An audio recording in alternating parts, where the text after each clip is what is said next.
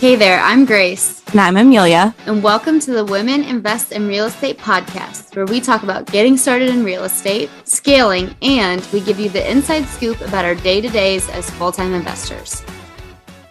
Hey there, are you looking for those deep, real-life, in-person connections with fellow female investors and business owners? We're so excited to announce our next WIIRE retreat, March 2nd through 5th in Salt Lake City, Utah. Our retreats are the highlight of our year. They're an intensive weekend spent talking all about big goals, strategizing, masterminding, and fun. Registration is now open on our website, and this will sell out quickly, so be sure to reserve your spot now. Visit womeninvestinrealestate.com/SLC to sign up. Hey everybody, welcome back. Today is a fun episode because it's a behind the scenes, which means you really just get to hear Amelia and I chit chat about what we're up to, which is super fun because I actually have a million questions for Amelia. We both have some exciting things going on. So I think we'll start with you, Amelia. I know that you have... Oh, I want you to go first. No, I want you to go first. Okay. I don't have as many updates. I feel like you have more updates. So last I talked to you, you put an offer on what, a 40 unit motel? Is it 40 units? 41 units, yep. And when did you put that offer? When did you make that offer? So we submitted a letter of intent 2 days ago, and we actually just heard back this morning. Yes, we didn't go. We didn't hear Did you back. get it? Yeah, no. So we didn't hear back whether or not we got it for the offers that we offered, but they want to have coffee with us next week because we basically asked them, and I'll give you guys the whole backstory, but for this, we asked them to carry $1 million of the down payment on a seller finance note. And so they're like, hey, because you've asked us to carry up to $1 million, we'd really like to get to know you and to vet you as investors and get to know a little bit more about your experience. And so we are meeting next week for coffee with the sellers and super excited for that. I think that is a good start. Before we dig into the deal and like how you found it, first of all, tell me, who are the sellers? Okay, it's so crazy. I don't really know that I want to name drop because they are bigger. Or just like, is it a couple? Is it a group of investors? It's two brothers in the Des Moines area. One of them is now in Denver. And if you're listening and you're in the real estate investing community, you might be able to figure out who it is. They own lots of large multifamily in the Des Moines area and also in the Denver area. And so it's a really good connection to have, even if for some reason this deal doesn't actually go through. But yeah, they are looking to do a 1031 exchange into a bigger property. And so it's just going to be a good connection. No matter what, you're going to learn a ton. You're going to make a great connection. This guy sounds like he does a lot of real estate and would be a great person to know. So tell us more about how you found the deal. I'm pretty sure a broker sent it to you, right? Yeah. So originally how I found it was I posted in a Facebook group, a local investor Facebook group here in Des Moines, my buy box. So I had a graphic designer create a pretty little graphic that had everything laid out of what I was looking for with my photo on it. And I posted it in the group. It was like 20 units, $1 million purchase price, multifamily. Like those were some of the things that I included. And I had a broker reach out who knows that I'm in the midterm rental market and said, hey, this is a little bigger than you're looking for, but you might be interested. I think it could be a really good midterm rental play. And it was the 41 unit motel. And when was this? When did you post? When did they reach out?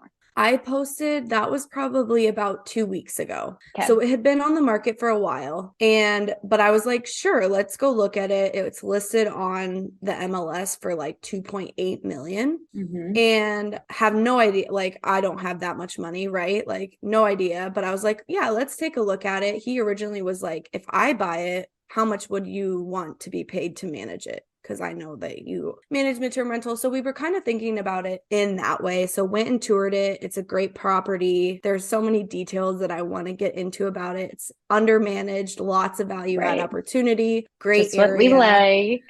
Yeah. And so I actually asked the broker after we'd seen it, I could find the money. I'm confident that like if a good enough deal comes along, the money Mm-hmm. will come. But I was like, could you ask if they would be open to seller financing the down payment? And he did, and they were open to it. And so that kind of got my wheels turning. And then while we were in Orlando, my aunt and uncle actually gave me a call. Sorry, this is a long story, but there's a No, lot I to love it. it. I think people want to know though, like Yeah. how these deals come to fruition. So keep going. It was just kind of like weirdly fate. Like my aunt and uncle gave me a call. They are investors, although I've never really used them as a resource, which is done. They own a couple campgrounds, they own storage facilities, a couple multifamily, and they were like, "Hey, we are pretty much looking to retire. We have a 1031 exchange on one of our storage units that we're looking to put somewhere. If we buy a property or if you source a property, would you be interested in managing it and we'll front all the money?" And I said, "Oh, funny that you would ask. I actually have a property that I'm looking at right now that I think would be a really good fit." And so that's kind of where the conversation started with them.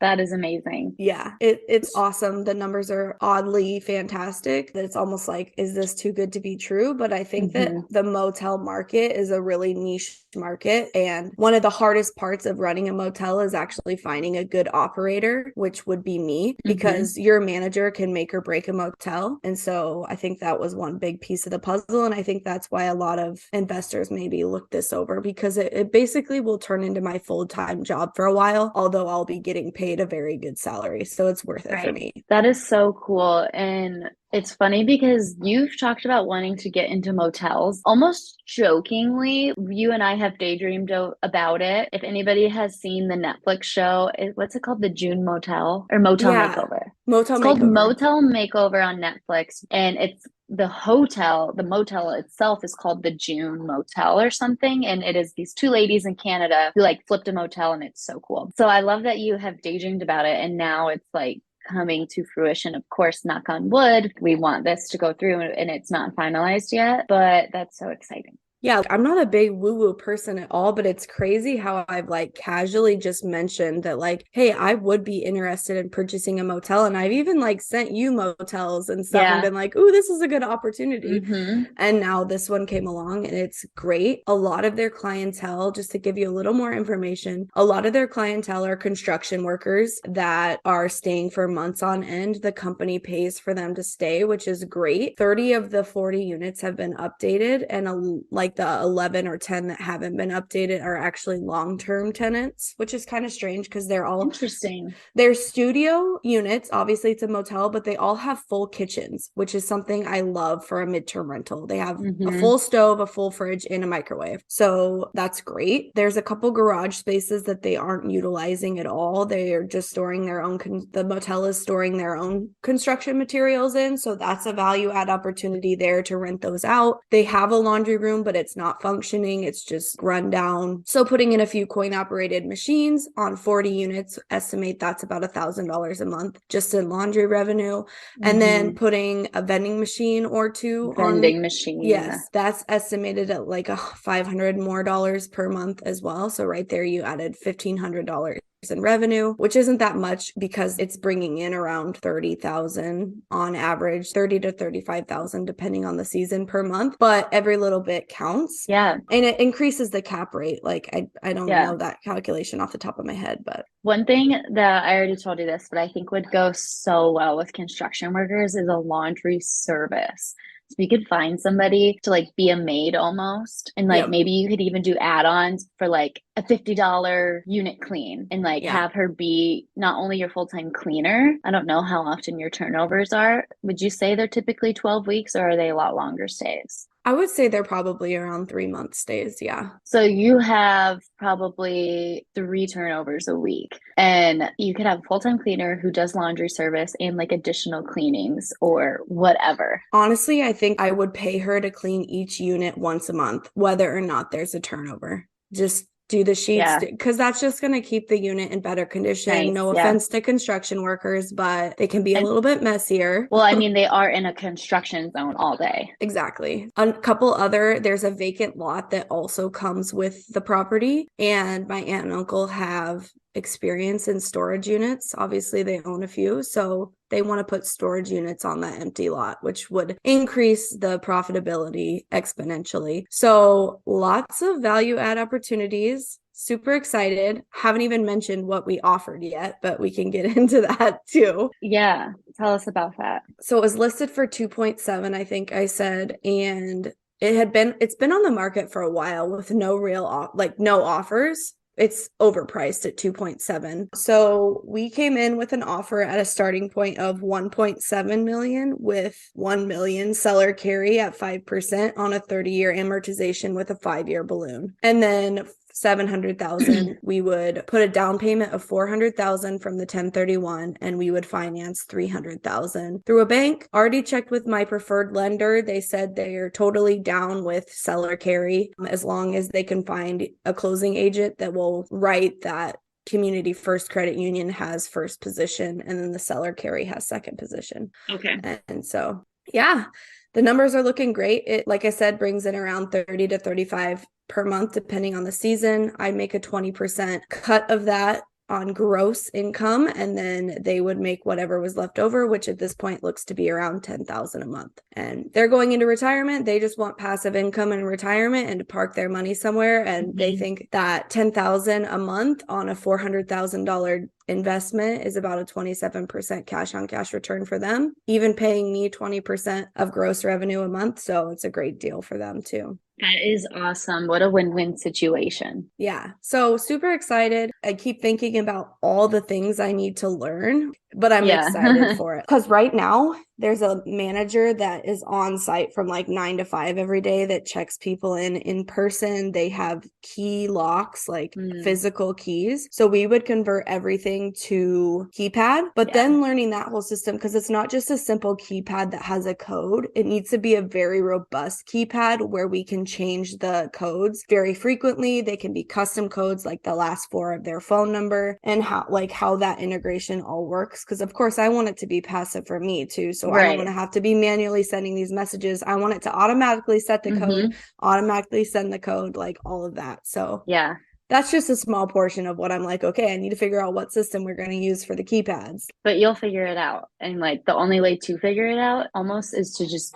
do it. Absolutely. Yeah. So, and when did you say you have the meeting with the sellers? Did you set that time up? Yep. So Wednesday of this coming week. So in 4 or 5 days as we record this video. So they're both local. The seller, one of the brothers still lives in Des Moines. One lives in Denver. We're just meeting with the brother that lives in Des Moines. Yeah. And then my aunt and uncle live about an hour away from Des Moines. So it's not going to be very far for them to come. That's so exciting. I'm super excited. It could work out to be an amazing deal. A very time intensive deal at first to get it up and running, but totally worth it for me to make a full-time salary plus what I'm already making, and hopefully be able to make it very passive as well. So, okay. So that's my little spiel. I'm excited to like meet next week and maybe give an update here in a couple of weeks to see where we're at. And if I do get it, I've already got like ideas in my mind on how I'm going to document the whole process. And I'm like, this would be a great YouTube mini series. Maybe this would be my opportunity to actually finally start a YouTube channel. Because I think people would be so interested in how do you buy a motel and how do you value add to a motel? 100%. Oh, I'm so excited for you. And I'll learn so much just from you doing it.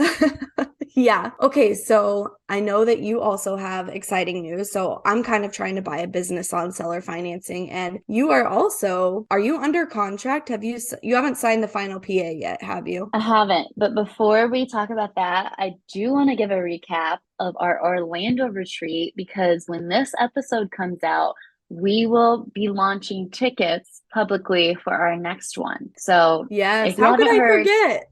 I know. So we had a Thursday to Sunday retreat in Orlando the first weekend of November. It was literally amazing. We had 15 other investors from all over the US. We hung out, did hot seats, masterminds, goal setting. And the best part of it is just all that late night chit chat and side conversations you get to have with all these other business owners. And you learn so much and make so many connections. And it's literally, they're like the highlight of my life. These retreats are. Mine too. It's like a lot of people that come to these retreats say, like, in real life, they don't have these types of friends to talk to about business, money, goal setting, all of the things that we love to talk about, real estate, obviously. And so coming to these retreats is like so refreshing for them and just inspiring. And it's all women too. I don't know if you mentioned that, but it's a whole nother dynamic when it's only women. I feel like people are so much more open and vulnerable. It's just the best time ever. This was our third one, and I swear every single one is just my favorite thing ever. Like I can't pick, you know? And they're just so fun, and you really get this sense of belonging that like all these other people are doing what you're doing and they're experiencing the same things and sharing in your successes and your struggles. So it's just so nice to connect with people like that and inspiring. And like Amelia said, completely refreshing. I always know the week after a retreat, I'm like so pumped up to get shit done.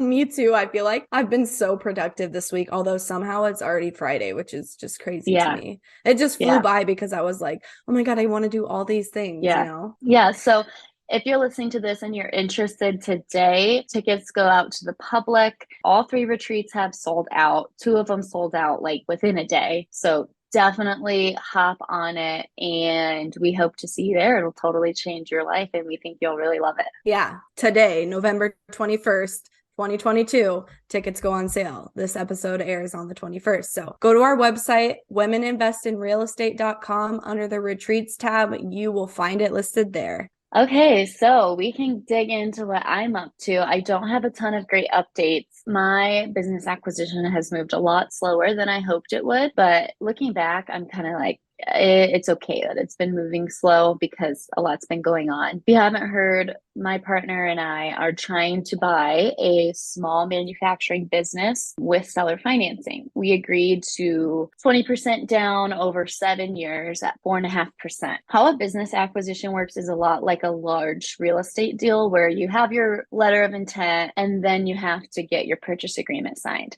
So we had our letter of intent signed and sent a purchase agreement 30 days ago. And we just heard back from the attorney that they want us to collateralize our real estate, which we knew that was going to happen. If we had gotten a bank loan, we would have had to collateralize everything because a lot of times with businesses, there's no real estate involved in this purchase. So it's what they call goodwill. It's like your systems, your customers, your processes. Like there's not a lot that's tangible. So a lot of loans want you to collateralize for it. So what we did is our attorney told us, make a list of obviously your highest equity to your lowest, but make sure that you are prioritizing things that you're going to hold on to. Because if we collateralize a property that we end up selling, there's probably going to be a ton of paperwork to fill out and we'd have to like put up a different property or whatever. So we made a list of all of our properties, highest equity to lowest equity, and then took out the few that we're like, we might sell those. And then we just ended up putting, maybe it was 3 properties. And so the seller asked for 20% down. So that means we were financing 80%. So our attorney told us to start with, I think, 75% of that 80% to collateralize. So there's still a 25% of that loan that's like that doesn't have a tangible asset. For the listeners here, I don't think you said purchase price yet. So oh yeah, purchase price is $820,000. Okay, let me get my calculator out here because then we can break this down because I think this is really interesting. Okay, so 820,000 and you are collateralizing 75% of that, which means that you have to put up to collateralize how much in real estate? $615,000 worth of real estate. Am I understanding it correctly? Yes, but you missed a step. We're going to put 20% down. Yes. So so 820 times 0.8, because that's the loan. The total loan is 656. Is that what you just said? Yes. Okay. And then of that 656, we're collateralizing 75%, which is 492. I gotcha. Okay. Yeah. And how are you funding the 20% down? Private money plus just money we've had from cash out refinances that has been sitting. We cashed out our 8-unit BRRRR probably 3 months ago and haven't used that money. So we've got that. And then some private money. Awesome. Was the cash out, was that around like 50, like that you pocketed? I think 50 or 60 or 70. I can't remember.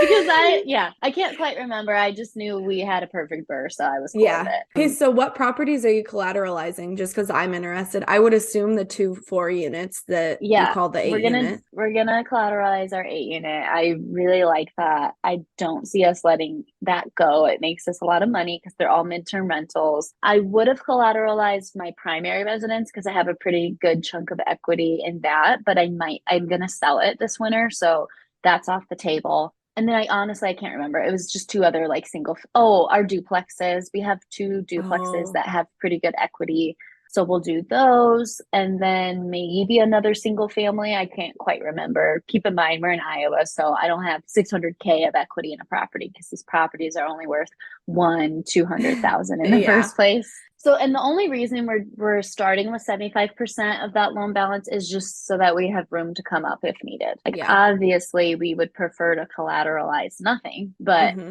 we're not planning on failing. Yeah. So You're not planning on defaulting on the loan. yeah, So, exactly. So we're okay with it. It doesn't really stress us out at all because we knew from the beginning that this would probably happen. I wish we would have been able to work a little quicker. Like it only took us like an hour to come up with that list and get it hmm. back to the attorney. So Brant is going to be talking to our attorney today and we're excited to just move forward. I think it's tough because right now is the busy season for this manufacturing business They and got to get all it's those windshields out before for Black Friday Christmas sales. yeah. And the seller and her partner work in the business. So they don't have time to like sit at the computer and like talk to the attorneys and all of that. Like they're busy on the floor busting their asses. So that's kind of, I think, what makes it go a little bit slower. And then just the seller, this is all she's ever known. So she doesn't know how seller financing works. She doesn't know how a business acquisition works. So Hmm. there's some education on that end, which is totally fine. So we're really hoping to still close in 2022, but Okay. maybe it'll be January. I truly have no idea. And still at the end of the day, the deal could fall apart because we don't have anything signed. And even if you do have something signed, it can still fall apart. We're still Hmm. waiting on that purchase agreement, but feeling really good. No signs from the seller that they're not also feeling great. I know that they're ready to be done with this business. She's ready to have free time and passive income. So I'm just hoping everything stays on track. And one thing we missed was how did you find this business and what got you interested in purchasing it? So about 6 months ago, Brant was like, I hate real estate. I want to do something else. And I was like, you know what? We're in charge of our own lives. We work for ourselves. So what the heck do you want to do? And let's do it. So we decided we had always been interested in buying a business and kind of like how you flip houses, you can like flip a business. And although this one we want to keep forever, we're not really interested in flipping it. But just like you said, better management, better systems, better software can add a lot to the profitability. So we decided he was really interested in something in the auto industry or manufacturing. He was a manufacturing engineer, and I used to be a mechanical engineer working in manufacturing. So I have a little bit of experience as well. So we found this on Biz by Sell, and we had a buy box, like Amelia. We had a buy box, and this business somehow hit everything. And I think I'm still technically under the LOI where I can't give a ton of details about what the business is, but one day you'll get those details. And so we met with the sellers, laid out what seller financing would make for the seller, how that would make sense, how it would keep the closing process moving a lot quicker because the bank will only slow it down. And now we're here trying to get that final purchase agreement signed. Awesome. But you are still using the bank for a portion of it. No, Wait, their attorney asked you to collateralize, the attorney asked to not the bank. collateralize. Yeah. Yes. Okay. I was thinking And because a bank would have required probably some sort of collateralization as oh, well, yeah. or like a personal guarantee, but I would assume that they would have wanted Yeah. real And estate we to back and it. we knew that. So we've been expecting this. So that's why we're like, why did it take 30 days to ask this question? But no Yeah. big deal. Also, from what we understand from our attorney, once we get the purchase agreement signed, it's a lot quicker to get to the closing table than real estate because there isn't real estate and there isn't a ton, it's not like there's 30 employees, it's two people. And there's And not an so appraisal. there's not an appraisal, there's not any bank hoops. So we're hoping that once we get this PA signed, that's like the hump of, Mm-hmm. getting to the closing table and we're pretty close. But again, That's I have no idea. yeah. I mean, and both of us are super super superstitious a little bit too. Like, we don't like talking about big projects before they happen, but we're both trying to be better about that, I think. Because I'm always scared that if I speak it into the universe and talk about it, that it's going to go wrong. Or Exactly. I don't know what that is, but I think a lot of people have that fear. So yeah. Well, and it's because a lot of people wait to talk about something till it's been a success. And I don't want to be like that because that's kind of fake, because then they never talk about the things that weren't a success. So I want to share in real time so that if things go south, they don't pan out the way I expected. I'm being authentic and sharing that. And so I can learn from it and other people can learn from it. Because if this business deal doesn't happen, I know another one will. We'll take whatever we learned and, do the next one that much quicker. For sure. And now I'm going to go Google biz, buy, sell and try to find a business to buy on my own. Yeah, exactly. No, there's but a lot for real to sort through, but you can definitely find some deals on there. We both follow Cody Sanchez. I was introduced to her by Grace, and she buys businesses basically. And she talks all the time about how many baby boomers own businesses and how many will be retiring soon and don't have some sort of a plan for their business. So there's so much opportunity coming within the next 10 years to buy businesses. So if you're interested, start following Cody Sanchez for one, but just know that it's possible to buy businesses. Yeah. And one more thing, I've been researching, people that buy businesses, and they say never start a business from scratch. Always buy a business that's already up and running. Yeah. And the reason for that is because you already get the track record. You get all the nuances of starting a business out of the way. You basically need to skip all the BS and go straight to a proven business, which of course it can still fall apart. But you've at least, after a few years, seen it has some type of viability. Absolutely. Anything else you want to add? I would say if you're interested, buy the book, Buy, Then Build. I can't remember the author, but that's been really helpful with this process as well. Cool. Well, and we hope you, hopefully on the next BTS episode, we both have promising updates. Yes. So we hope you liked this episode. If you have any questions for us, you can find us on Instagram. Happy to answer them there. If you have any episode topic requests, you can also message us and we'd be happy to cover those. So thank you guys for listening. Thanks so much for tuning in. If you loved today's episode, please leave us a 5-star review wherever you listen to your podcasts. And don't forget to check us out and join our community at womeninvestinrealestate.com and follow us on Instagram at WIIRE with 2 eyes.community.